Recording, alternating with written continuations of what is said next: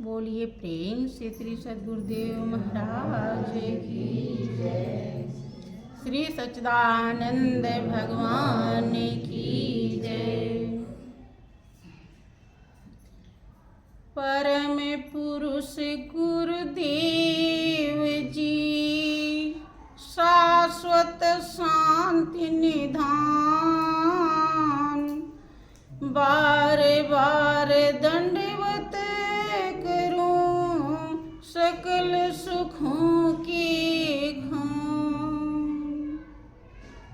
एकम नित्यम विमल अचलम सर्वधि साक्षी भूतम, भावातीतम त्रिगुण रहितम सतगुरु त्वाम नमः। बोलिए प्रेम से श्री सद्गुरुदेव महाराज की, श्री सच्चिदानंद भगवान की, वृंदावन बिहारी लाल की, जगत जननी अम्बे मैया की, उमापति महादेव की, सियावर रामचंद्र भगवान की, पवन सुत हनुमान जी महाराज की।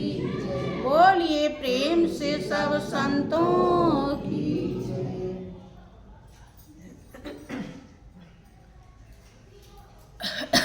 प्रेमी सज्जनों, वास्तव में हम सभी मनुष्य प्राणी भाग्यशाली हैं और सत्संग में आ गए हैं तो उससे ज़्यादा भाग्यशाली हैं, और सत्संग का अगर लाभ प्राप्त कर लिया तो अति भाग्यशाली है। लेकिन मालिक ने, परम पिता परमेश्वर ने ऐसी दुनिया बनाई है कि इस दुनिया के चकाचौंध में ज्यादातर लोग सत्य का संग नहीं कर पाते। ये चकाचौंध की दुनिया उन्हें इस सच्चाई को समझने नहीं देती है, जबकि आप भी यहीं पे रहते हैं,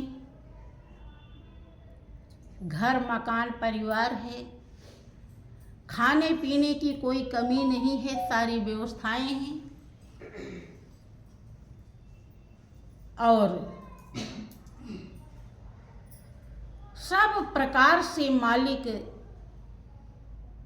आपके ऊपर नजर रखता है। जब से आप गर्भवास में आए तभी से आपके देखभाल में है, सब कुछ वही संभाल रहा है, और उससे आप कैसे दिल लगा लें, ये तरीका श्री गुरु महाराज जी ने बहुत ही दया करके प्रदान कर दी है। फिर भी हम जैसा प्रीति लगानी चाहिए, जैसा भाव होना चाहिए, जैसी लगन लगनी चाहिए, क्योंकि एक एक पल बहुत ही कीमती है। हम इस सच्चाई को बहुत कम ही समझ पाते हैं। किसी ने कहा भी है कि फूल भी है सही, वृक्ष भी है सही, डालियां भी सही, पत्तियां भी सही, फिर भी आनंद के फल लग न सके, ऐसे ऋतुपत के आने से क्या फायदा। अर्थात आपको मनुष्य का जीवन मिला, सारी व्यवस्थाएं मिली हैं। दूसरे शब्दों में महान हस्तियों ने समझाया कि पहली कृपा हुई कि नर्तन तुझे मिला, और सत्संग की कृपा दूसरी संतों ने दी पिला। सतगुरु ने दिया ज्ञान कृपा है ये तीसरी, और चौथी तुम्हारे कर्म की कर लो दिलवरी।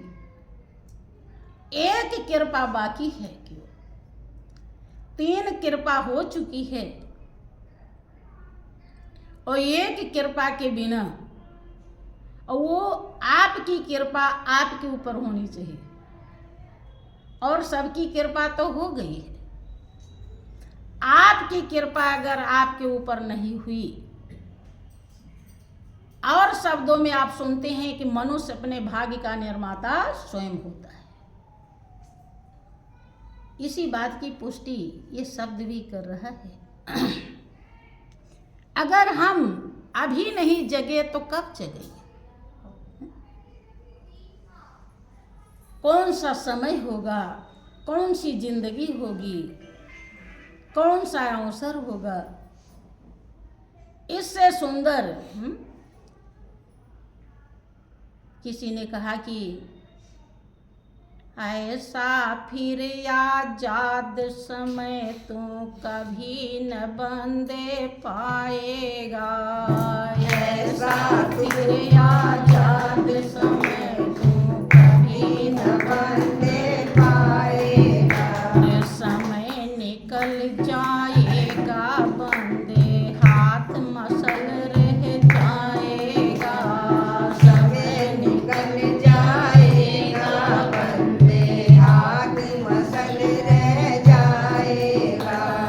सिर धुन धुन के पछताएगा, रोएगा आंसू ढला ढली, सिर धुन धुन पछताएगा, रोएगा आंसू ढला ढली। ले लो रे कोई राम का प्यारा, आवाज लगावे गली गली, ले लो रे कोई राम का प्यारा, आवाज लगावे गली गली। राम नाम के हीरे मोती संत बिखेरे गली गली, राम नाम के हीरे मोती संत बिखेरे गली गली। ले लो रे कोई राम का प्यारा, आवाज लगावे गली गली, ले लो रे कोई राम का प्यारा, आवाज लगावे गली गली। हाँ, आप लोग इस अनमोल खजाने को, जिसके लिए ऋषियों मुनियों ने हड्डी गलाई और राजाओं ने हस्ती मिटाई, अच्छी तरह संभाल नहीं पाते हैं। इसका क्या कारण है? यही देखिए, भजन में शब्द आपका बता रहा है कि ले लो रे कोई राम का प्यारा, आवाज लगावे गली गली।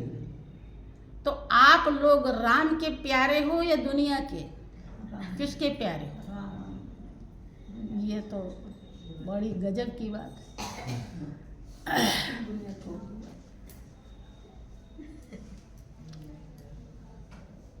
ऐसे नहीं पता चलेगा, ये तो कसौटी बताती है।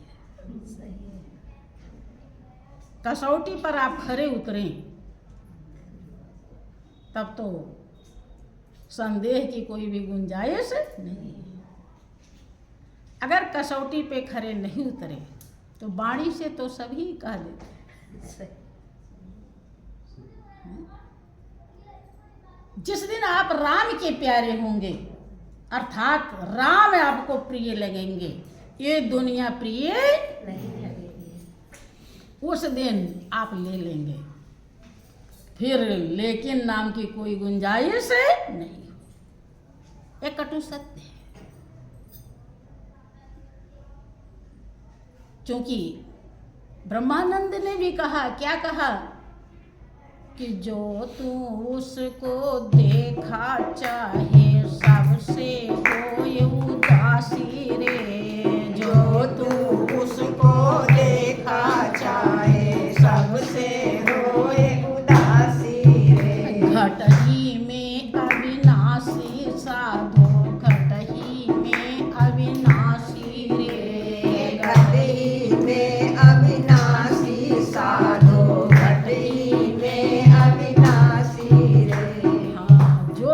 तू उसको देखा चाहे, सबसे होए उदासी रे।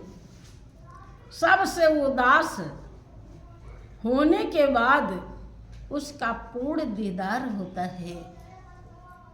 जिस दीदार से आत्मा की प्यास बुझती है, आत्मा संतुष्ट होती है, तो कौन है इसमें उदास? सबसे उदास, किस कोई बचा ना हो। कोई हो तो जरा हाथ उठाओ। बोलिए प्रेम से श्री सच्चिदानंद भगवान की जय। यही असंभव होता है, इसीलिए जल्दी से मंजिल नहीं मिलती। जो हम कर्म करते हैं वो तो पाते हैं, उसे तो कोई भी ले नहीं सकता, लेकिन मंजिल कठिन हो जाती है।